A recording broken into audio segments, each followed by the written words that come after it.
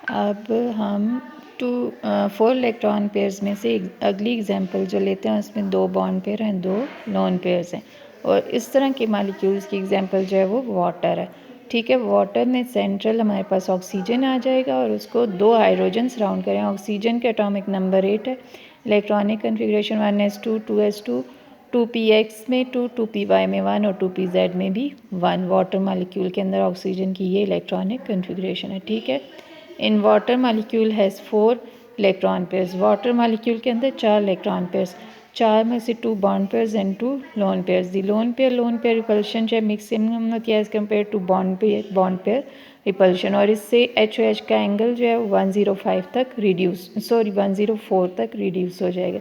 The electron pairs are arranged in such a manner that the repulsion between them is minimum. यानी ये वाले जो ये हो गया इलेक्ट्रॉन पेयर 1, 2, तीसरा, चौथा, इनको इस तरह से अरेंज करते हैं इन पेयर्स के दरमियान रिपल्शन जो है वो कम से कम हो और डिस्टेंस जो है इनका मैक्सिमम हो। Molecules with 4 electron pairs repel each other. वो मॉलिक्यूल जिनमें 4 इलेक्ट्रॉन पेयर एक दूसरे को रिपेल करते हैं, these are directed towards 4 corners of a regular tetrahedron. जिस तरह CH4 में हमने पढ़ा है कि चारों हाइड्रोजन कार्बन के चारों कॉर्नर्स पे आ जाते थे, उसमें कोई लोन पेयर नहीं था। लेकिन अब जो वाटर की हम एग्जांपल कर रहे हैं इसमें 2 बॉन्ड पेयर और 2 लोन पेयर्स हैं, तो 2 लोन पेयर्स जो ज़्यादा जगह घेरते हैं as compare to bond pair, तो लिहाजा एंगल 109 से रिड्यूस होकर कितना हो गया 104। Therefore they push the bond pairs जो हैं इलेक्ट्रॉन के, इनको ज़्यादा दूर कर देते हैं अपने से, दस की आइडियल बॉन्ड एंगल जो रिड्यूस हो जाता है।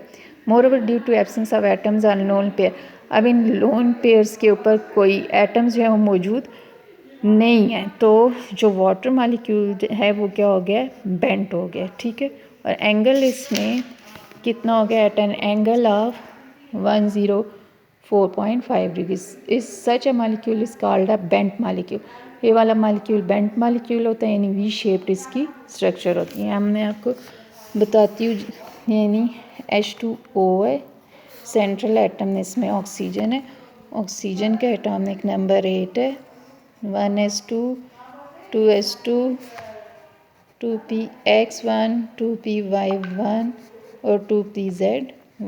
2 4 5 6 और 7 जो 8वां रह गया वो 2px में आ जाएगा। ठीक है, अब हम क्या करेंगे, इसमें से ये वाले जो 2 हैं ये बॉन्डिंग में हिस्सा लेंगे एक एक हाइड्रोजन के साथ, और 2px और 2s2 वाला ये 2 जो हैं वो क्या होंगे, लोन पेयर्स होंगे।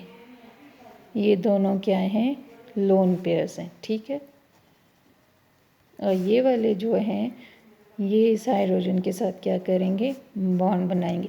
अब इन 2 लोन पेयर की वजह से एंगल जो है वो 104.5 डिग्रीज में रिड्यूस हो गया, और इसकी शेप भी क्या है, वी शेप्ड। ठीक है, या ये बेंट मॉलिक्यूल है। ठीक है, बेंट मॉलिक्यूल। ठीक है, ये इसकी स्ट्रक्चर आ जाएगी। तो हमने ये पढ़े हैं वेस्पर मॉडल।